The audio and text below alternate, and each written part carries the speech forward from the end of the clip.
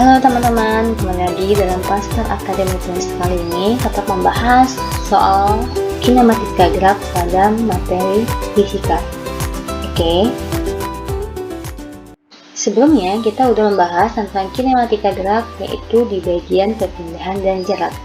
Dan dalam video ini kita akan membahas di bagian kecepatan dan kelajuan.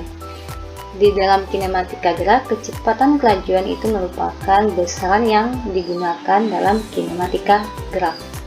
Oke, pembahasan pertama ada namanya kecepatan dan kelajuan.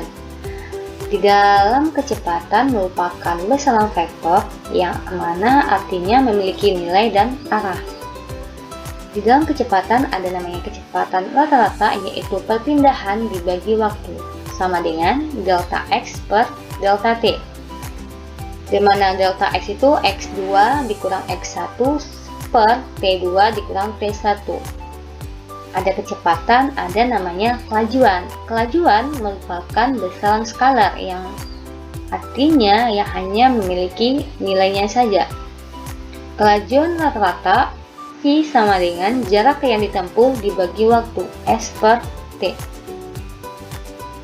Dengan keterangan bahwa V ada tanda panah ini merupakan vektor, adalah kecepatan rata-rata, V kelajuan rata-rata, S itu adalah jarak tempuh, delta X adalah perpindahan, T adalah waktu. Kecepatan dan kelajuan sesaat. Kecepatan dan kelajuan sesaat adalah nilai kecepatan rata-rata dengan rentang waktu yang sangat kecil, di mana waktunya menuju nol. Sebagai berikut secara matematis, bahwa V sama dengan limit delta T menuju 0 adalah delta R per delta T. Ini merupakan tanda vektor, sama dengan bahwa V itu adalah turunan dari perpindahan dibagi waktu dr per dt.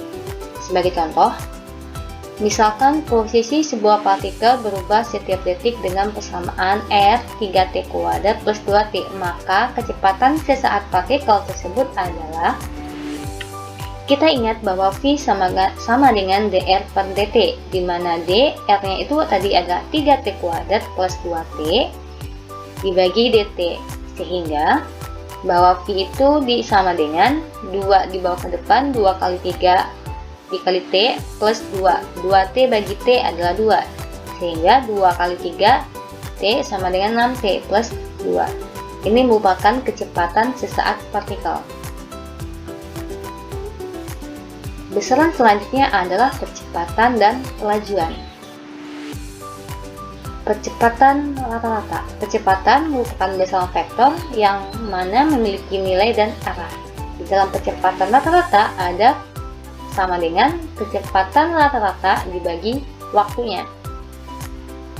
Dan kecepatan sesaat, kecepatan dan kelajuan sesaat adalah kecepatan rata-rata untuk selang waktu yang sangat kecil, di mana A kecepatan dibagi waktu. A itu merupakan turunan dari kecepatan dibagi waktu dt per dt. A itu satuannya adalah meter per second kuadrat, V itu kecepatan meter per second, T itu sama dengan waktu. Supaya lebih paham, kita ke soal.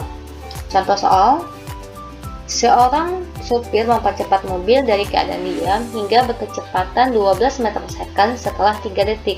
Hitunglah kecepatan rata-rata mobil tersebut. Kita ingat bahwa A itu delta V per delta T, di mana delta V kecepatan akhir dikurang awal.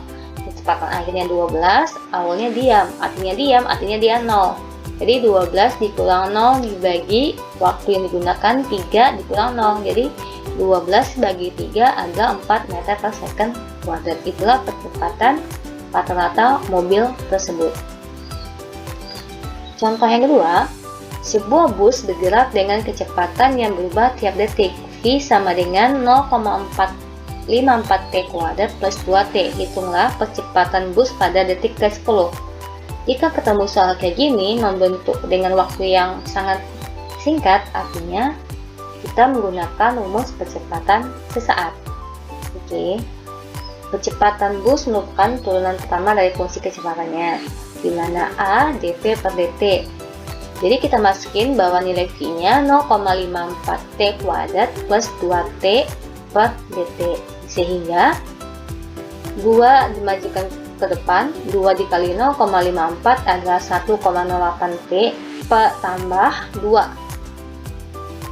Jadi ini persamaan yang didapat setelah diturunkan dari kecepatan.